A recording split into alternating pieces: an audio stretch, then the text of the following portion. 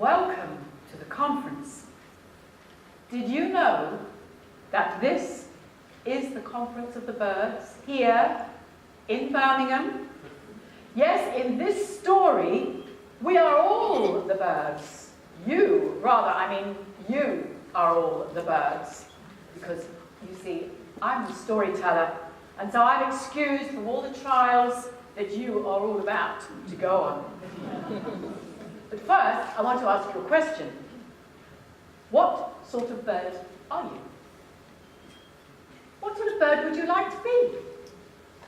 Imagine yourself as a beautiful peacock, or maybe a goldfinch, or even a bird of prey.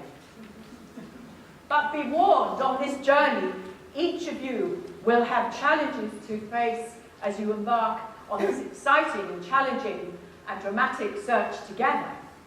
Because we are searching for the Simul, the divine being, the God, the eternal one whose feather was found in China as evidence that the Simul exists. And the feather fell to the ground.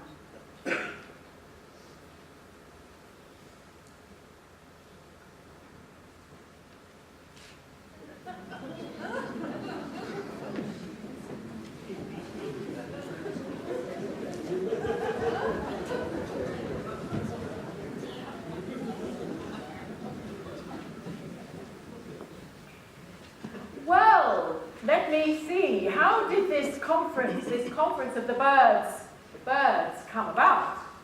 Well, you see, the birds, they were very worried about all the problems in the world, and that, of course, includes you, because I'm sure that you are. Anarchy, discontent,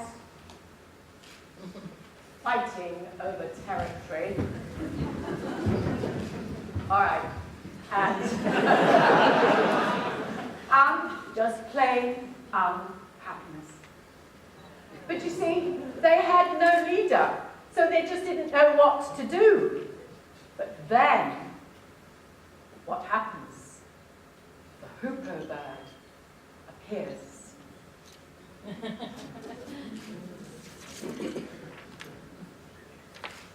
And in case you didn't know, the hoopoe is a messenger of the way, engaged in divine, spiritual revelation. And so she told them about the king, the Simorg. Well, you know, some birds, they just didn't want a king. They aren't all they're cracked up to be, they said. And we've had enough of kings, and probably queens as well. Just look where leaders have got us to now. But anyway, how do we know that he exists? But the hoopoe persuaded them all after she told them the story of the Simorg's feather and how it flew to the ground as evidence. And so she persuaded them. And there was great excitement as they prepared for the journey of discovery. And the hoopoe inspired them by saying, "My friends, we are all neighbours of one another.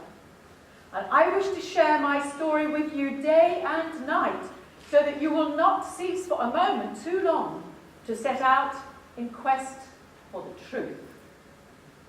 So abandon your timidity, be generous with your life, and set your feet upon the earth and set out joyfully. However, do not imagine that the journey is short. One must have the heart of a lion to follow this unusual road. It is very long, and the sea is very deep, and there will be many valleys to go through." Well, for a start, there was great excitement and resolve and chattering within the flock. Chattering, can you hear the chattering? But then all the excuses came in, all their doubts and fears. I mean, the nightingale said, I just can't leave the rose because love of the rose is all for me. And then the duck said, I'm quite happy in my pond, thank you. And as for the owl, he said, I just love searching here for shiny treasure among the ruins. And as for the peacock, I'm special. I'm not like anyone else. Just look at my colours, and I just can't risk spoiling them. And then the parrot.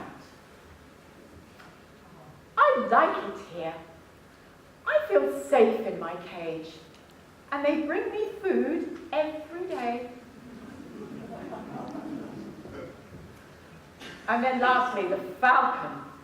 The falcon came forth, and he said, I already have a master, thank you.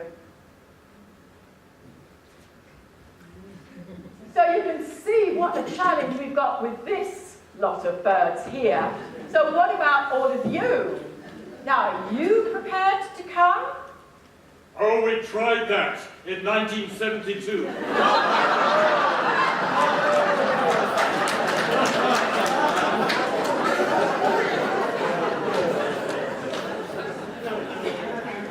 I'll take the idea to the committee meeting and get back to you in 5 years. Is there anything else? Any other excuses? I'd love to, but I'm washing my hair tonight. Oh, you know, you're all such a flustery, flapping sort of lot. I just wish you'd calm your feathers and listen and stop being so negative. And I really want you to listen now to the wise one. I want you to listen to the hoopoe. Because the hoopoe says, he and she who love set out with open eyes towards their goal. And love loves the difficult things.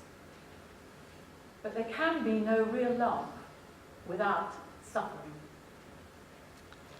And after a few more wise words, they decide to go through the many valleys they're going to have to pass through before they find the Simorgh. The Valley of Quest, they have many difficulties, where many difficulties will challenge them, and it took a long time.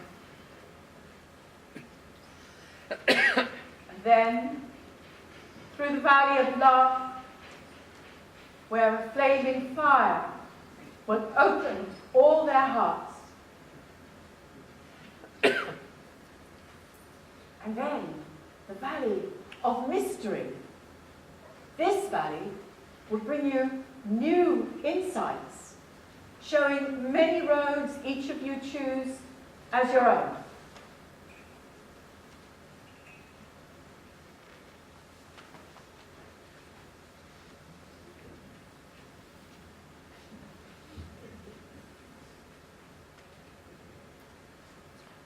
And then there is the Valley of Independence, of self-reliance.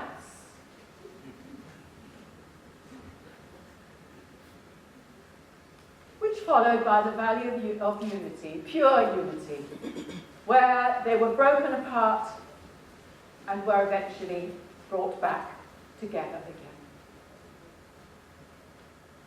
Which was followed by the Valley of Amazement, utter amazement. But then they fell into the Valley of Poverty.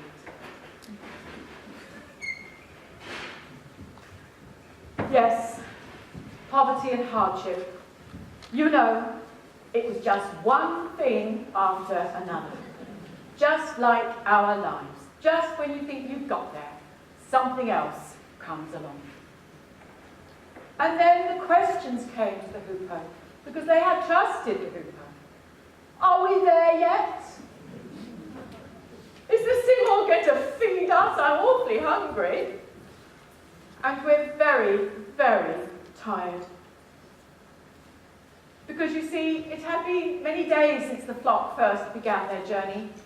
They'd endured countless miles of strange and unknown valleys.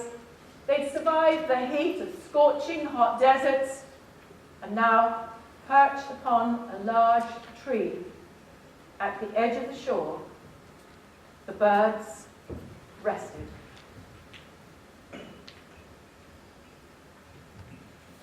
Stretched out before their eyes was a seemingly endless ocean. And somewhere in that vast ocean was an island. And atop the island's one and only mountain presided King Simon. But the birds could not see him.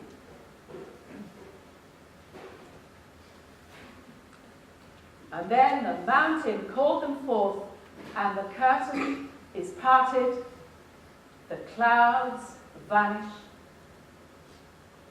and they saw that Simon the king